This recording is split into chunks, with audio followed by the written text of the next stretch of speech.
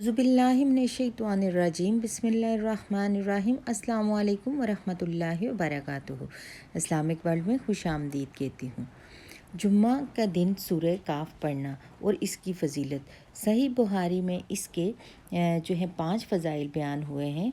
सूरह काफ रसूलुल्लाह सल्लल्लाहु अलैहि वसल्लम ने इरशाद फरमाया, जो शख्स जुम्मा के दिन सूरह काफ की तिलावत करता है तो जिस जगह वो सूरह काफ की तिलावत करता है तो वहाँ से लेकर मक्का मुकरमा तक का फ़ासला जो है नूर से मनव्वर हो जाता है। और जो शख्स जुम्मा के दिन सूरह काफ की तिलावत करता है तो उसके लिए दूसरे जुम्मा तक नूर जगमगाता रहता है।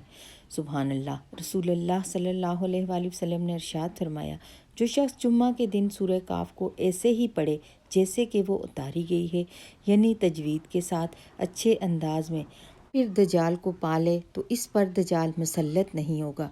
और जो सूरह काफ की इब्तदाई 10 आयात याद करेगा वो दजाल के फितने से बचा रहेगा।